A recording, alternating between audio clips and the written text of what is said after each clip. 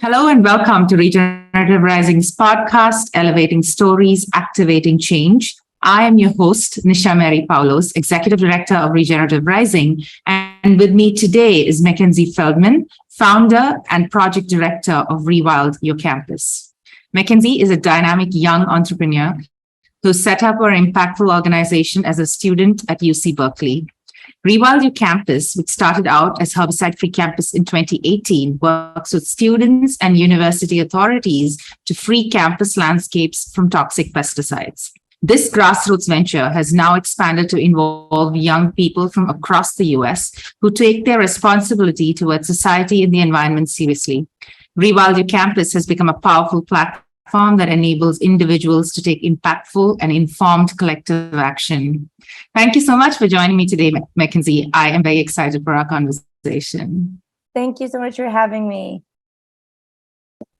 So the story of Rewild Your Campus is so interesting. And could you share a little bit more about how it came to be what it is today? Yeah. So when I was a student at UC Berkeley, I was on the beach volleyball team. And when I was a junior in 2017, one day I showed up for practice and our coach told us, if the ball rolls off the court, just let it go, because they had sprayed an herbicide everywhere around the court. And these courts are in the mountains, so there's a lot of vegetation around them. And hearing this for me was really surprising and upsetting.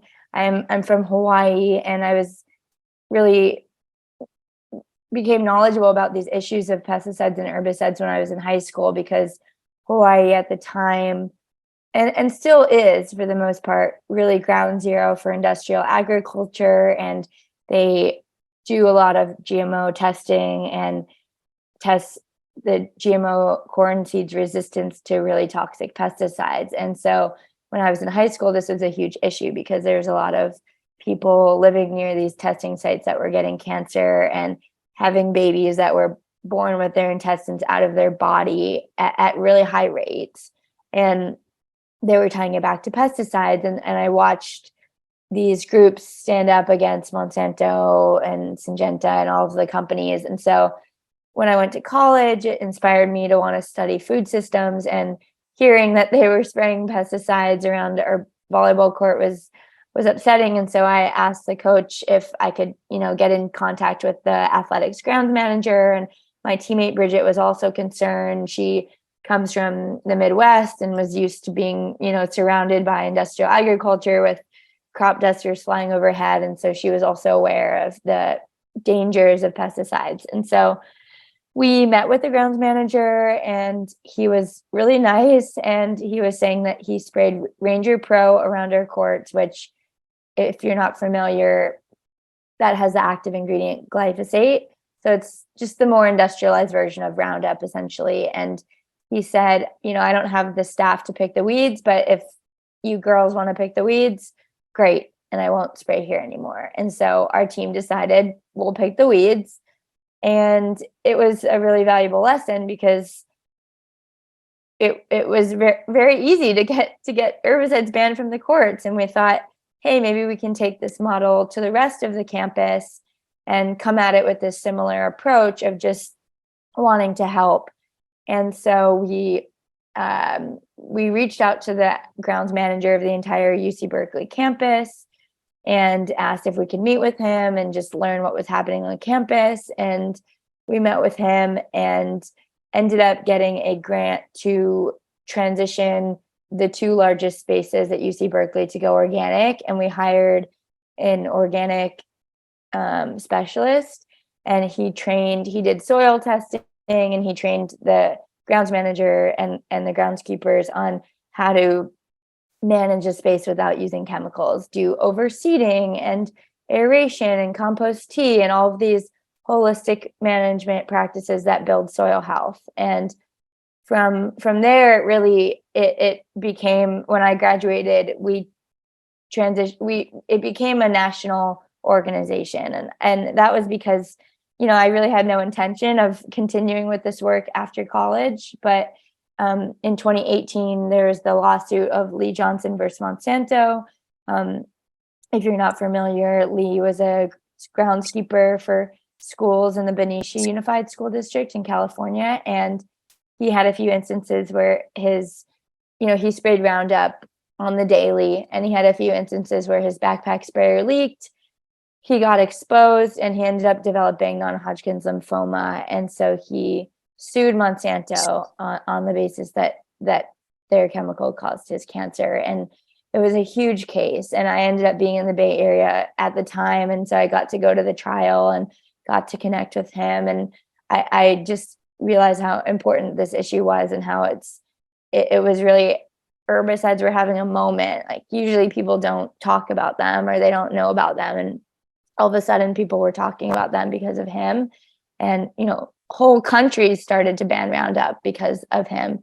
And so I decided that we were going to expand this to other campuses. And so that's where this all originated.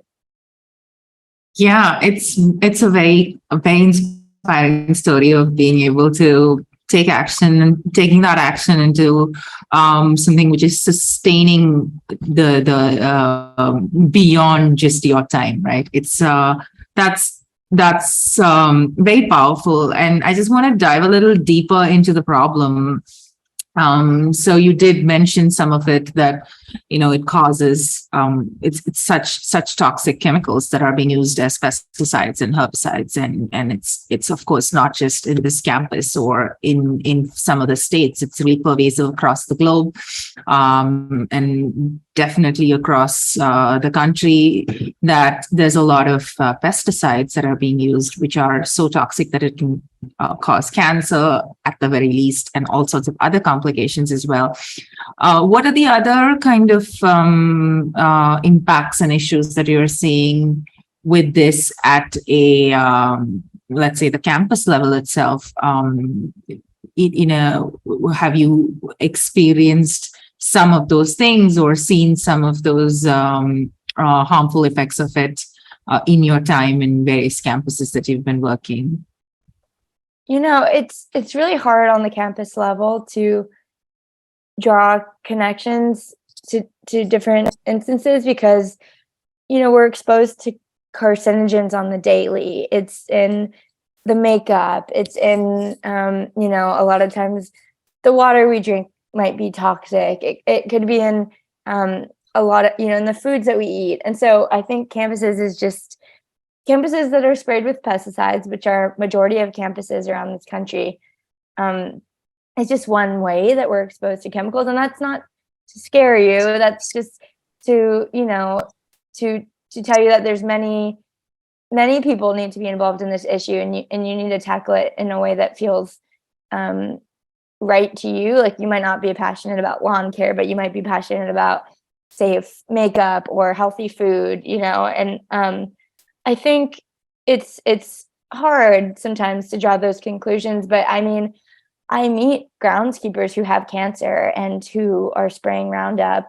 We have a student fellowship, and two of our students in Louisiana, they were just driving by a totally different school than where they have the campaign, and they saw a groundskeeper out there spraying Roundup. And so they pulled over, and our student fellow was like, hey, he wasn't wearing any type of protection. And she just was like, hey, just by the way, this isn't safe for you. Like, I don't think you should be spraying this. And it causes cancer. And he was like, really? Like, I have cancer. I had no idea that this causes cancer. And you think about Lee Johnson from the lawsuit, and he's just one person. But imagine how many people are in this situation as him. And there is a class action lawsuit right now, but people all don't know that that's happening. Maybe you're, you're undocumented, or maybe you don't speak English, or your boss never told you that there's this lawsuit happening and that this chemical you're using is causing cancer. So I meet a good amount of folks like that. And in addition, like there's a lot of crazy stories, like John Jay University in New York. They don't have much campus space, but they have a green roof, like a lawn on top, and they spray that with like 2,4-D, which was the ingredient in Agent Orange that was used in the Vietnam War. And they have a daycare attached to their school, and they bring kids to sit on that, little kids to sit on that lawn where they spray that.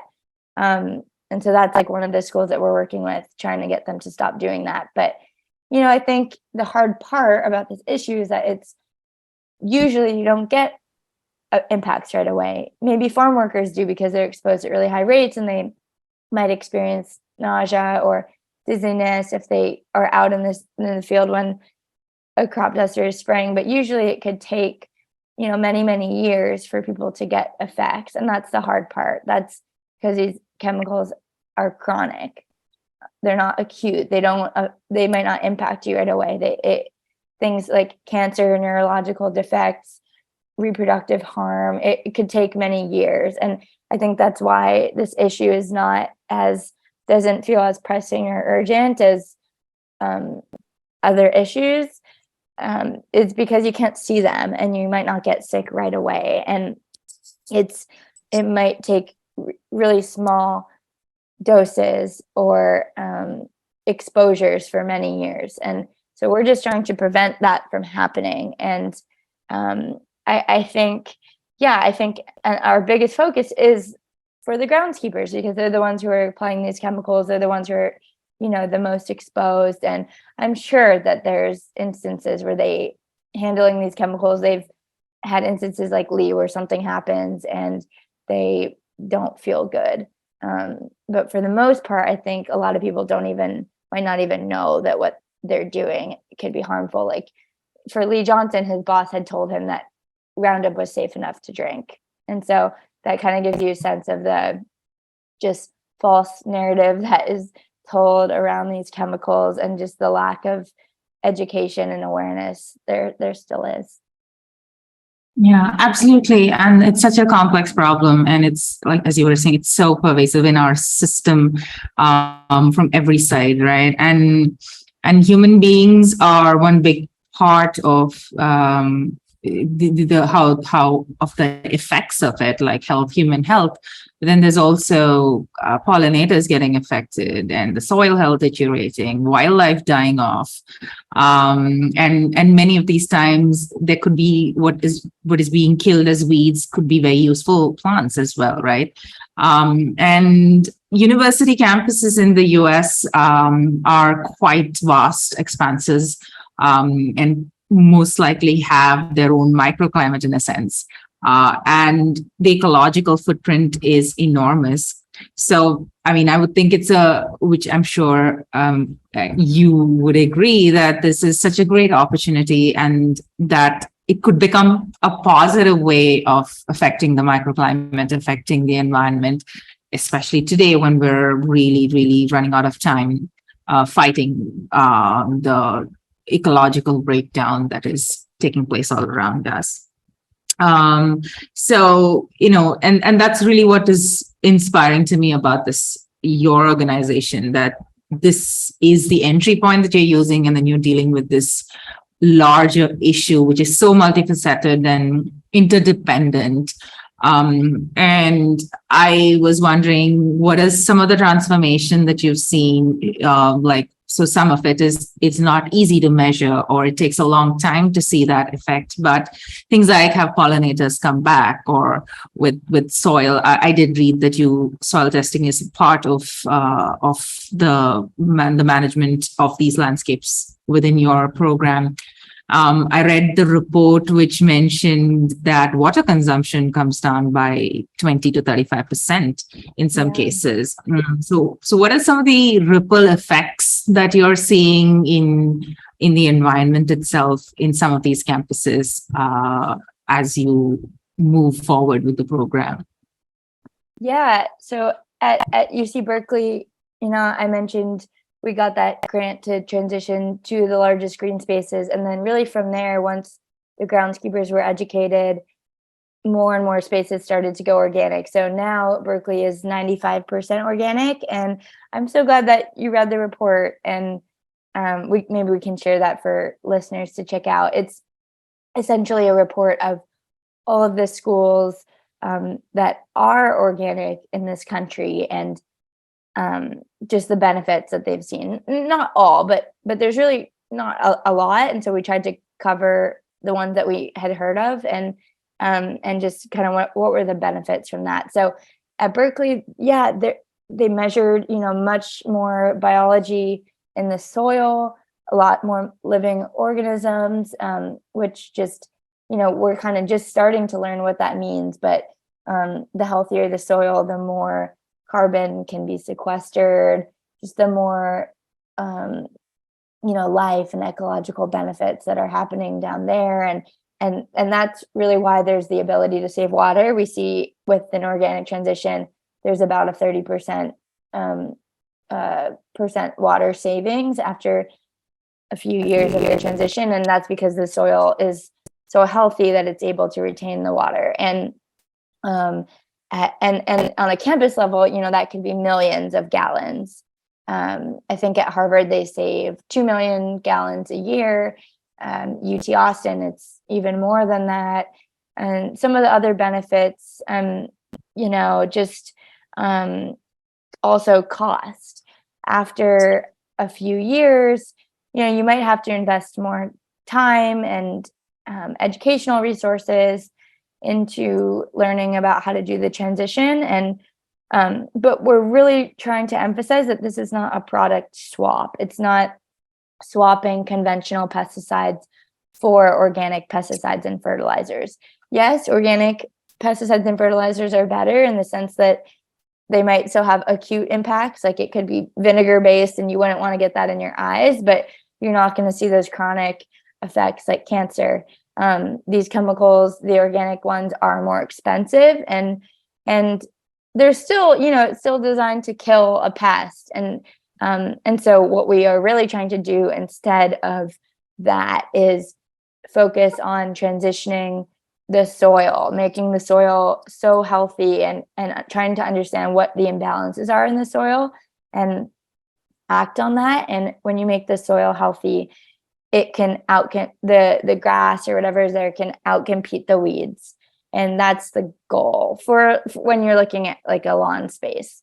And so you might still need to have, organic chemicals, and that's fine, but that's really the goal. And I mentioned, that's what we did at Berkeley. That's a lawn space. We hadn't really thought about, what could it actually mean to rewild a space or do something different than just switch from conventional to organic lawn. And one of the first schools that we worked with outside of California was Grinnell College in Iowa. And here, native prairie is really what was dominant in that area prior to colonization, or, before a campus was there. It would have just looked like prairie and not lawn. And Iowa is a unique place because it's surrounded by, industrial agriculture, a lot of corn. And so what the students really wanted to do was make a statement and take a piece of lawn and bring it back to prairie and see, will pollinators come back? What could this be for the environment? And so that was awesome. They ripped up one of the main lawns, and actually a horticulturist was hired to do this project. And the horticulturist said, okay, so we're going to spray Roundup all over the lawn to make way, kill the grass and put in the native prairie. And we were all like, wait, that's not the point. Like, we have to do this organically. That's the whole point. And so the students decided, they got a ton of people out there with wheelbarrows and removed the sod and planted native prairie. And it made the local newspaper. It was an amazing project. And I don't know if anyone's been actually measuring the pollinator count, but we know that prairie is beneficial for pollinators. We know that it can sequester carbon, and it was just, I'm sure, is using less water than what the lawn was using. And so that was just a beautiful project. The president of Grinnell was excited about it. It was the cover of their yearbook and is very proudly on their website. And so that's just awesome when you can get an administrator excited about this. And it was our first example of rewilding. And, you don't have to just make this a lawn. We can really decolonize the space and think about, we talk a lot about decolonizing aesthetics. what would this campus have looked like before, and just how challenging this idea of the lawn and the history of the lawn as this bourgeoisie status of wealth, and how it's very inappropriate to have lawns in a lot of places like California where they're still going through a drought. And I think that's something that gets students excited about, is just, if we can empower them to look around their campus and think about what they want to change, like that mindset that you are powerful enough to change your campus landscape is a mindset that will stick with you after college. And I've seen that with our graduates, and they just go on to do amazing things, and always with that mindset of like, every day I'm an activist. What can I change to make my community better? So it's been, very, very special getting to work with students. Yeah, that's really profound. The impact and the very complex way of dealing with a living system, right? Because I really liked the part about decolonizing aesthetics and decolonizing what a space can be. And a lot of times what we're killing off as what is really a pest or what is really a weed itself is kind of subjective. And this whole idea of just imposing over nature and trying to subdue nature, but rather than allow it to kind of be part of life. And then you really start gaining all the benefits of nature, which you're otherwise paying for, including the vitamins you have to consume, or the fact that you have to go somewhere else to get a vacation because this is not part of nature, right? So, and especially with the prairie, I think in the US right now, there's quite a bit of impetus around this, because there are quite a few interesting projects where they're trying to bring bison back into the prairie, and how that can really regulate the system. And it's really and what I feel, it's a really interesting way of bringing this together. And like you're saying, working with young people, which is essentially the future of business, the future of government, the future of the planet itself.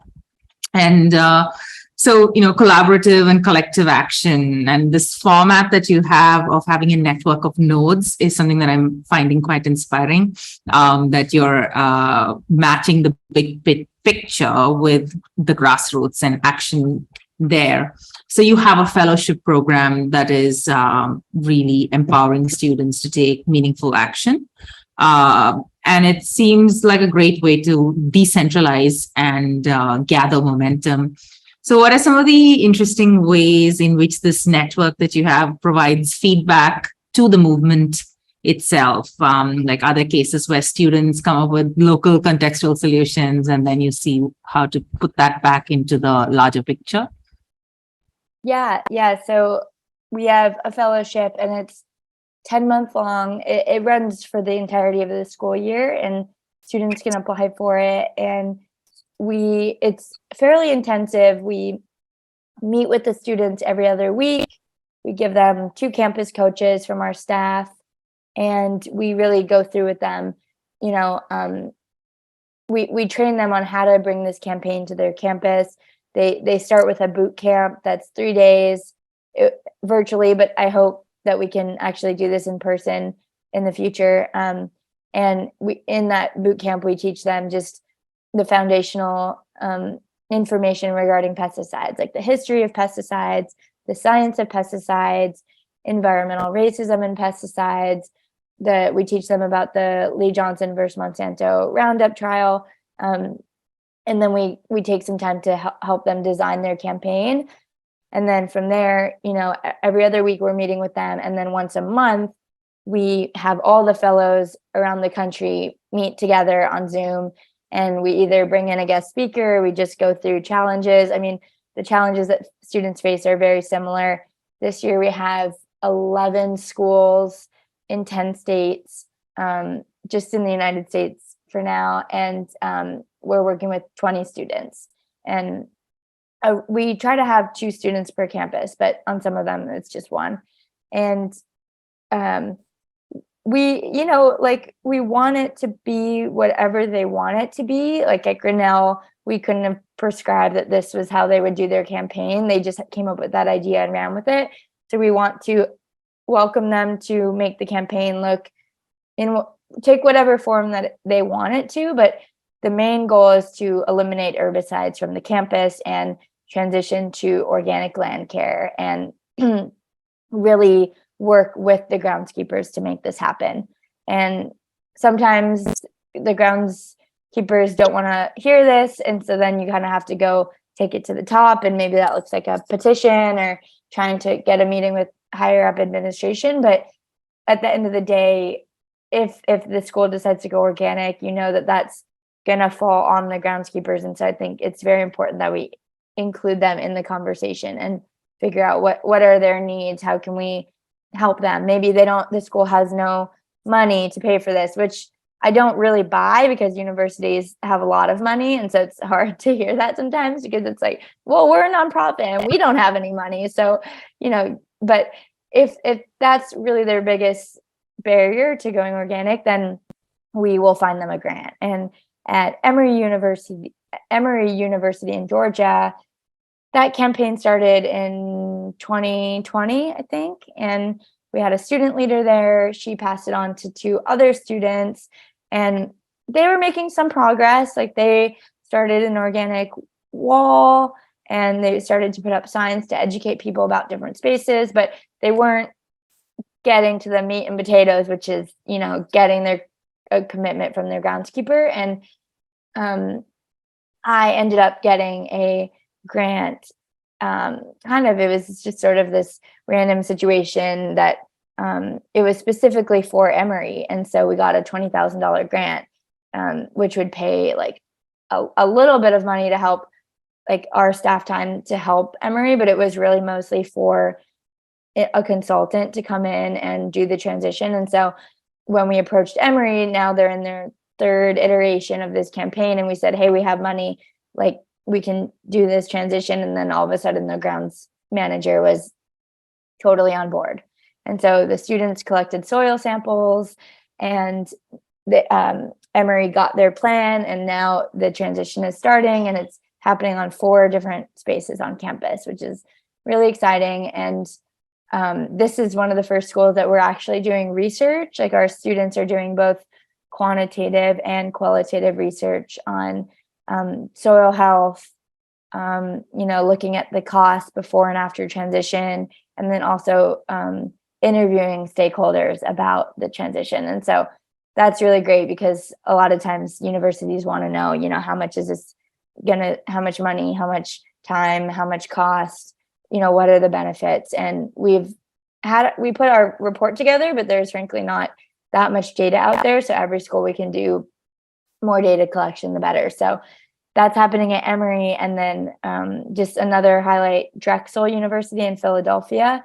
This is another one where we helped them we got a small grant for that school, and we hired people to come in and help. And that's going to take place on a couple of spaces on campus. And we always want to start with a pilot project because, the staff are nervous that if this will work or not. And then once you can prove to them that it works, then they can take it to other areas. And it's not just hiring like a landscape company to come in and do it. It's hiring a trainer who can give them the tools so that you don't have to keep bringing somebody in to do it every year. And I think, Atlanta and Philadelphia, both of these schools are in the city, and both cities face a lot of environmental justice issues, not related just to pesticides, but just with toxins, in the soil in Georgia, in Atlanta specifically, and who it predominantly impacts. And so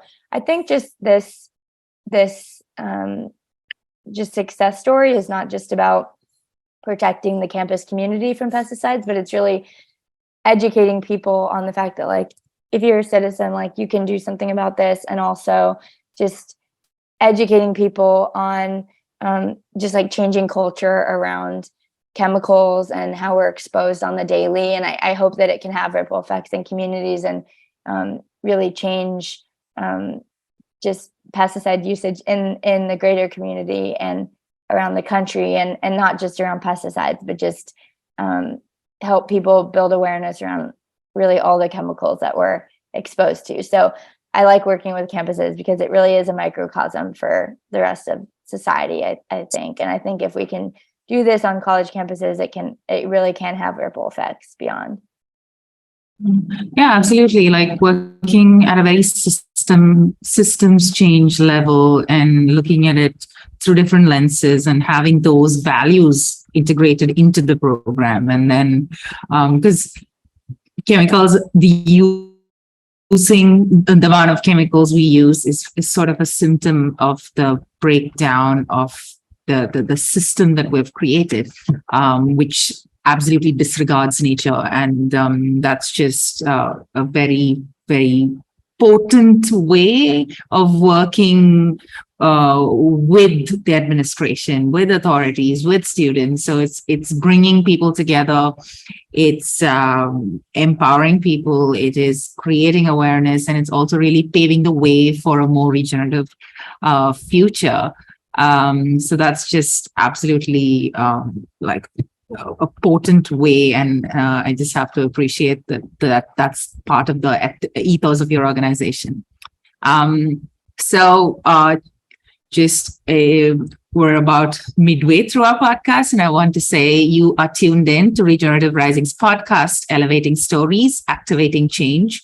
I am your host, Nisha Mary Poulose, Executive Director of Regenerative Rising. And with me today is Mackenzie Feldman, Founder and Project Director of Rewild Your Campus. The last time we spoke, you shared some information about the certifications that is now a big part of your organization, the Green Ground certification. And this is something I've been exploring across the spectrum of regeneration. And in fact, this was part of our discussion in the last podcast with our guest Tina, and we spoke about the need for certifications in regeneration. And this was, of course, in the context of the food and agriculture system. But I'm curious to explore this topic from this perspective as well. How has introduction of the certification program affected the movement and affected the adoption of this program? And also, could you share a little bit more about how your certifications are built? Like, what's that ultimate, what is the platinum level really stand at? Yeah, thank you for asking. I'm super excited about the certification. It's called the Green Ground certification, and it's similar to the LEED building certification, if you're familiar with that. So it has these different levels, bronze, silver, gold, platinum, and platinum is 100% organic, including sports fields. Gold is 90% organic. Silver is 80 or 70. I have to look back at my website, and bronze is 50. And the reason for the certification was we hosted through ASHE, which is basically higher ed sustainability. They put on events, and we put on a event about how to transition college campuses to organic, and we had 80 grounds managers and sustainability directors show up to that on Zoom, which was really awesome to see. Because a lot of times grounds managers, they're not on their computer, they're really literally in the weeds every day, and so for them to take an interest in this was really telling. And I think we can only work with so many schools when we are training our students, and a lot of times those are schools that are really resistant to wanting to make change. And so, but we're doing the student empowerment piece there. But there's a whole host of other schools that maybe don't need students there. They already want to do this. The problem with them is that they just don't know how to do it. And so the certification is a really great way to incentivize and push and give resources to schools that want to do this. And so I think a lot of schools are already probably at bronze, like 50% organic. And you apply every 2 years. It just came out. We haven't done any press release around it. So we've just done like a soft launch, and we already have some applications in. Some of the first schools that we'll certify is like Seattle University and University of Washington, Bothell, which shares a campus with Cascadia Community College. And those schools are going to be platinum, which is very exciting. And I think that, there's a lot of schools that are already maybe bronze, but they need help getting to silver. And so what I hope through this certification is it provides community for schools that are all trying to do this, and we can give them resources. It's like, hey, maybe it's, we show you, here's the consultants that we've worked with, or maybe you can learn to do this on your own simply by talking to a school that's already there. And so I really hope that this can foster that sort of dialogue between schools, and especially regionally, there's so many specific issues just on certain, invasive species, or, which native plants to use and things like that. And so I hope that, between within a region, schools can communicate with each other. And besides the level of pesticides or the amount of, percentage of acres that are organic, there's some other facets too. Like at a certain level, you have to be proving that you're working with students. You have to have an integrated pest management plan. You have to submit what pesticides you're using, which is a big one, because a lot of times transparency is the hardest, is the biggest challenge. Like there's a huge lack of transparency. And some of the other things, you have to, at the higher levels, you have to show that you're working, incorporating more native plants, show how you're saving water, and all of these things. And so it's exciting for us. And I think, schools are incentivized by certifications. They already have Tree Campus and Bee Campus, which is cool. But it's with Bee Campus, it's maybe adding in a friendly pollinator habitat, but it's not taking away the problem, which is herbicides and pesticides. And that's no shade on Bee Campus. I think they're awesome, but I think we just wanted to have something that was a little bit more substantial and would actually lead to institutional change. And so that's where the certification came in. We were just thinking colleges, but when I was just back home in Hawaii, and I met with my high school, and they were like, we want to be the first high school in the country that's get certified. Like, can we apply? And so I was like, yeah, I guess so. We were just thinking colleges, but why not? And we eventually want to move to any type of school, and beyond that, really just any type of campus, maybe a church, maybe a tech campus like Google, really any space that has landscape. And it's exciting for us to just be able to reward schools that are already doing a really good job, and push schools to want to be better. So every 2 years, it's mandatory that you apply to that higher level. So that's, a way that we can push schools to keep getting better. Yeah, that's I see that's a really brilliant way of engaging with the larger audience and working with people who already have the control and the space, right? Yeah, like working with tech campuses, and it's their campuses are so massive, and there's so much potential for it to just be completely fitting into sort of the bioregion, fitting into the ecology, fitting into integrated into the ecosystem as such, right? And then you possibly start benefiting from the ecosystem, which is something I think today, as the world is today, and in our understanding of civilization, in our understanding of what development means, we've completely lost sight of the value of having wild nature in our daily lives. Everything from sort of mental, emotional sort of healing, to physical benefits, to resource benefits, food systems, everything really just kind of starts tying into a positive nexus when you look at it at a systemic level. And I definitely think I'm really excited that these certifications are out there, and excited to see how it's going to grow and how it's going to start bringing in more stakeholders.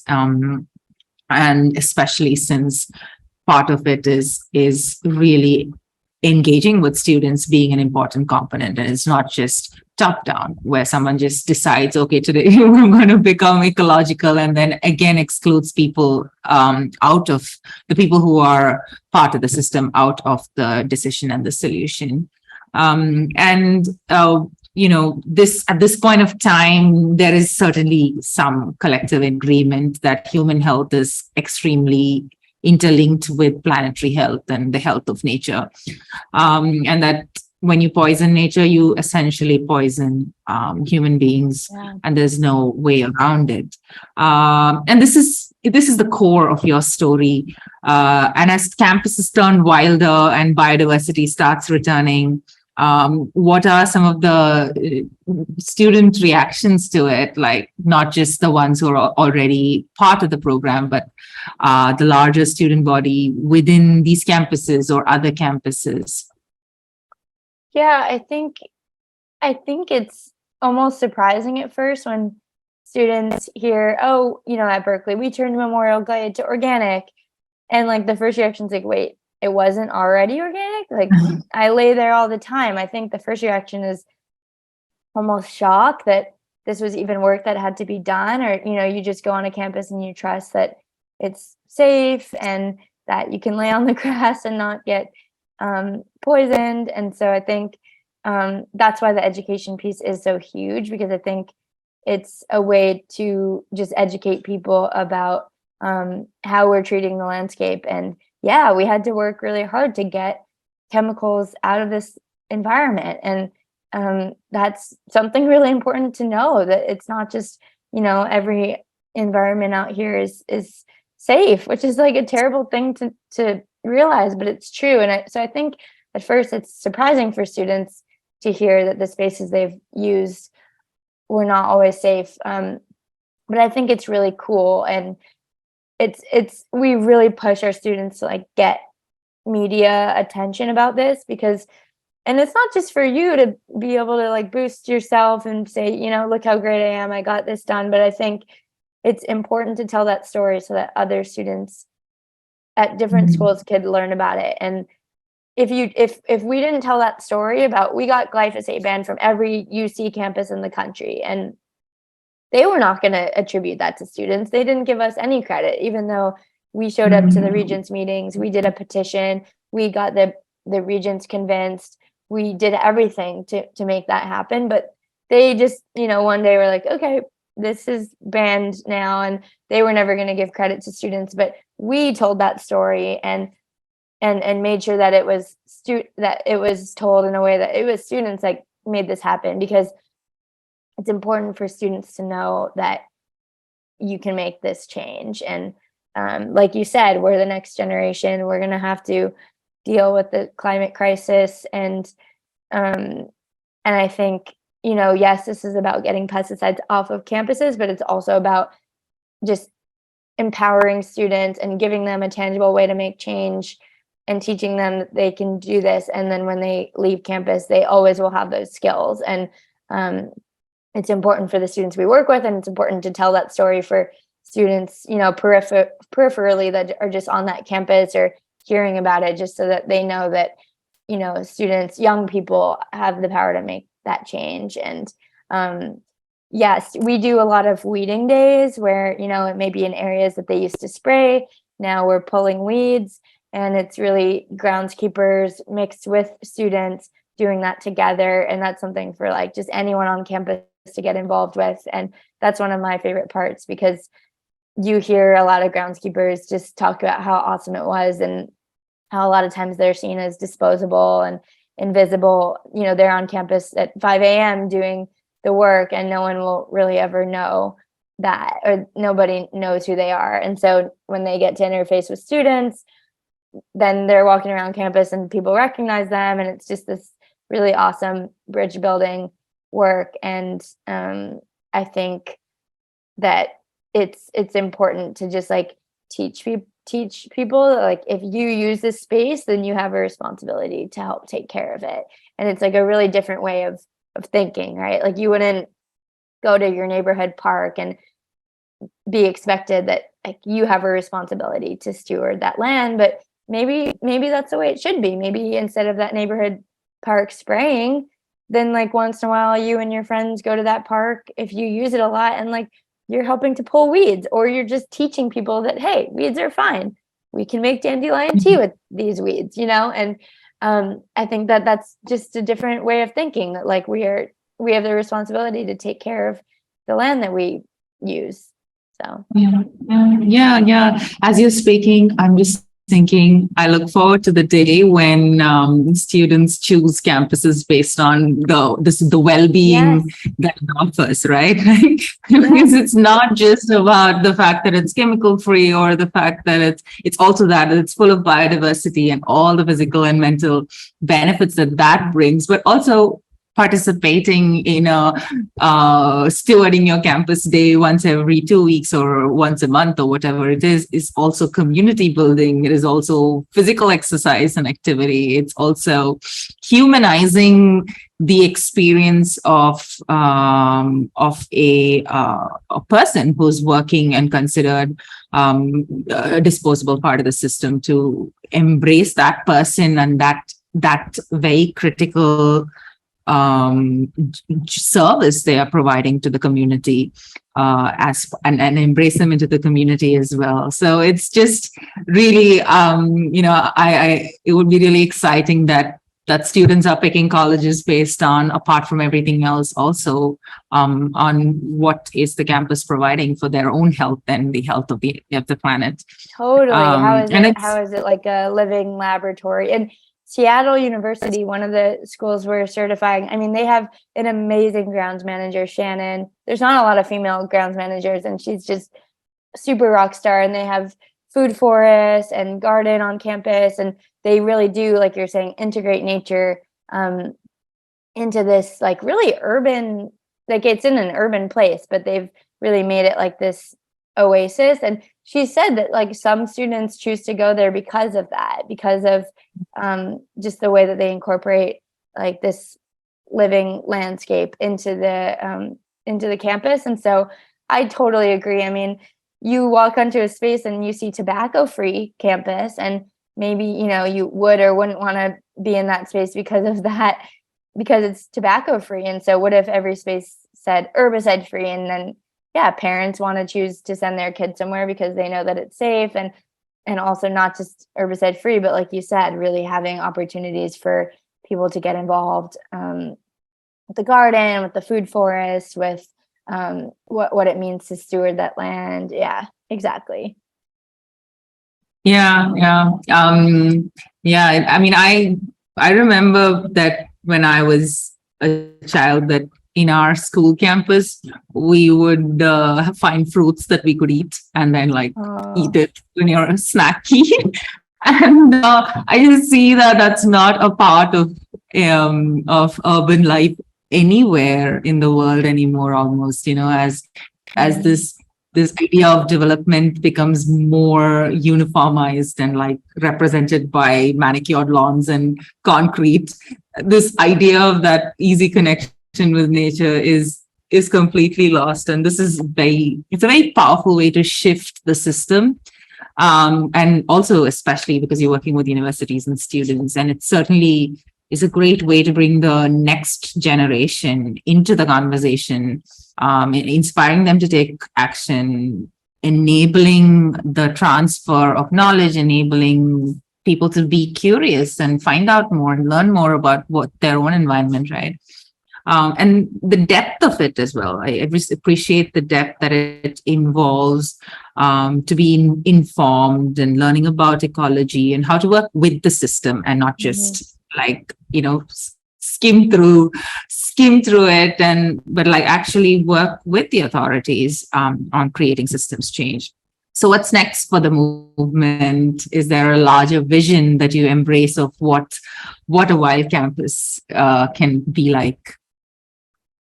Yeah, I think we have these boot camps that we offer twice a year to our students and really to community members, but we really want to go deeper with those boot camps and do more regionally in person for students and for community members to really, we want to change the culture. We want, there to be this culture of like not accepting our landscape is sprayed with poison. And so to do that, I think we have to continue to educate people. So we really want to do more, just like build out regional hubs.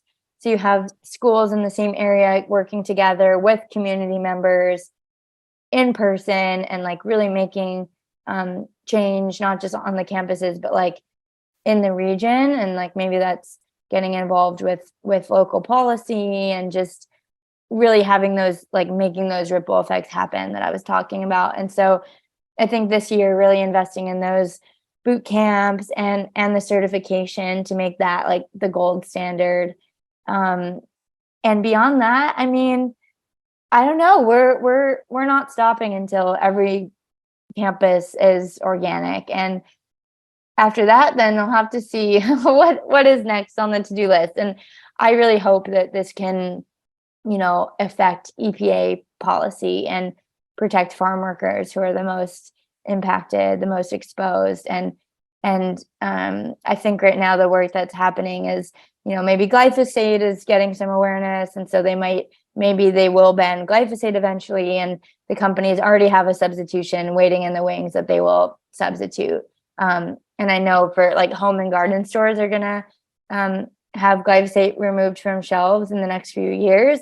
And it's just going to be replaced by something just as toxic. And so I think a huge part of the work is in our food system is like working with farmers to transition them to organic regenerative agriculture. And I know you talk to a lot of folks in that space that are doing that work. And that is a huge part of this because we can raise awareness about these chemicals and do the whack-a-mole approach and try to get them banned. But frankly, it's the system has to change. And that I so many layers to that. It's like college campuses getting investments from big ag, and therefore the people who become, extension agents that come out of universities, the education that they get is around big ag. And then they're the ones that farmers are working with, and they're just teaching about how to spray pesticides and things. So I think it's what the level that we can work on with that issue is really teaching students how to do Freedom of Information Act requests, find out what investments are going on at your university. Are they getting paid by Bayer? Where is your professors' like grants coming from for research, and really challenging that. Because I think almost like the divestment movement, like having universities divest from big ag and big chemicals, because divestment movement, we've seen that work with apartheid. We're seeing that work with the fossil fuel movement and getting colleges to divest from fossil fuels. And I think that is one role that we see just in terms of bigger picture, really like following the money. And that's something that we try to teach our students, and hopefully that can have large impacts. Yeah, absolutely. Like I always think the same kind of brilliance and the creativity that went into creating these campaigns that marketed for roads and individual houses and urban sprawl and chemicals in every aspect of life. The same brilliance and creativity that goes into finding new ways to be part of nature, finding new ways to support the planet and like build mutualistic relationships between us and the planet, right? Because it's really scary that they're already ready with the substitute, which is equally toxic, because they can see that it's going to get banned, and then the new thing is just waiting to be replaced, and then it will take another few decades to even start a movement to ban it, because it takes some time for people to start getting cancer. It takes time and by then it's gone viral. It's all across the globe, and then getting it removed is sometimes not even possible. There are certain, it's so pervasive, it's gone to every corner of the world. And then how do you take it back? Because information is not reaching as fast as these campaigns. And that's primarily because of the kind of minds that are working on these projects. And when you're working with universities, I love that vision, that it really means that people make better informed choices of who they choose to work with and where they put their minds and their brilliance to what they put it towards, right? So really love that.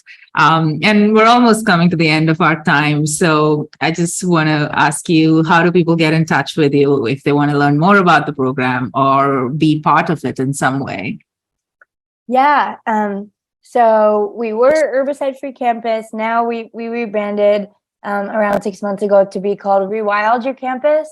We're still working on the microsite because we're under a partner organization, a parent organization called Rewild. So it's a little bit hard to find us currently on their site.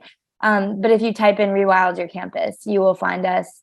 Our email is on there. Reach out if you're a student or a community member, and we can help you, give you the tools to make your campus or community go organic. And our certification's also on the site if you want to learn more about that. But yeah, just reach out. I'd love to, be in touch. Wow, super. It has been a pleasure talking to you, Mackenzie. You're such an inspiring and inspired soul, and the work that you're doing sends about such a positive, impactful message about taking care of the planet and taking care of yourself and taking care of the future. And it also, I think, really gives out this message that you have the power to take care of a little bit of whatever is in your whatever land you can, right? And that makes a big difference. So thank you so much for being a part of this podcast, and I'm really excited for the future of your organization, and waiting to see where all it evolves and takes you to. Thank you so much, Nisha, for having me and for the work you do, and it's an honor to be on this podcast. So thank you so much. So with that, we've come to an end of our podcast for this session. Thank you for joining us for Regenerative Rising's podcast, Elevating Stories, Activating Change. I am your host, Nisha Mary Poulose, Executive Director of Regenerative Rising. And with me today is Mackenzie Feldman, Founder and Project Director of Rewild Your Campus.